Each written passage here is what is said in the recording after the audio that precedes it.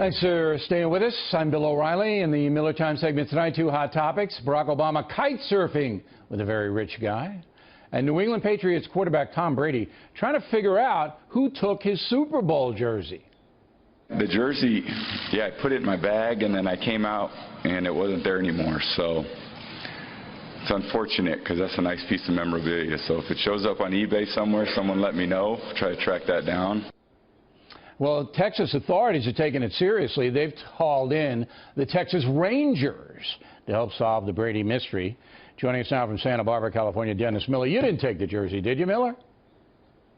No, I got two theories. Either Bernie Sanders took it, or half of it, laying claim to it, or, and this is who I think really took it, I think Roger Goodell took it. I think Goodell has an unrequited man crush on Tom Brady. You always hurt the one you love.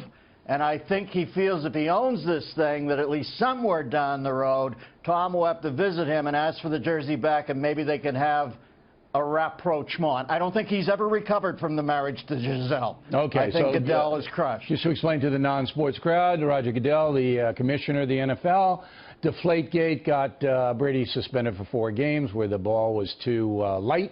And they suspected the quarterback took the... Billy, what do you think they're like? What do you think the fans out there are like Burgess Meredith in that bank vault on the Twilight Zone? No, there are some non-sports fans. They don't know what you're talking about, Miller, and it's my job to get everyone involved here. But now, right, Bernie Sanders, why would he want Tom Brady's jersey? Well, he just wants half of everybody's everything, so it fell under that purview. He was more than half. I think that these things are worth a lot of money.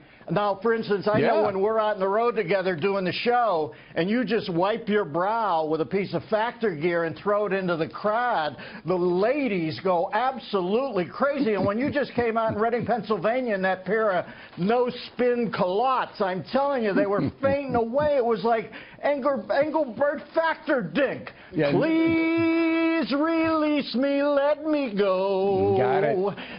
The talking points don't love you anymore. None of that ever happened. Now, Richard Branson, very rich guy, owns a lot of airlines and owns an island down in the Caribbean, and he's hanging with the former president of the United States, Barack Obama, and they're kite surfing, Miller.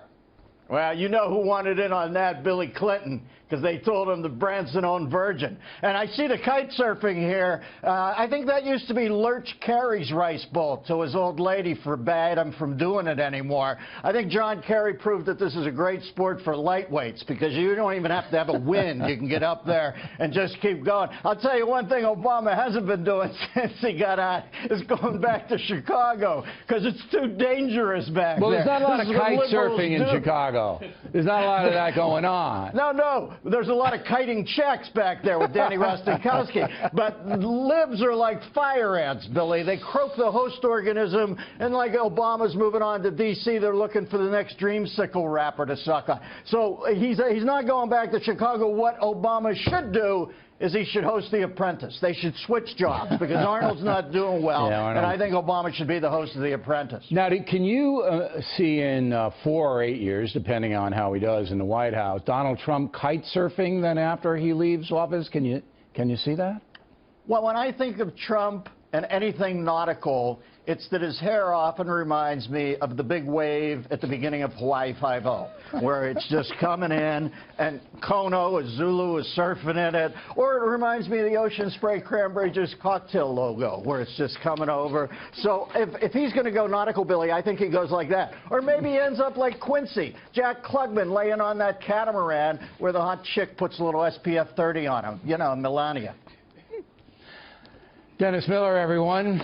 I didn't even understand the last half of that. I can't. I had a hard enough time with Goodell. And here's a suggestion.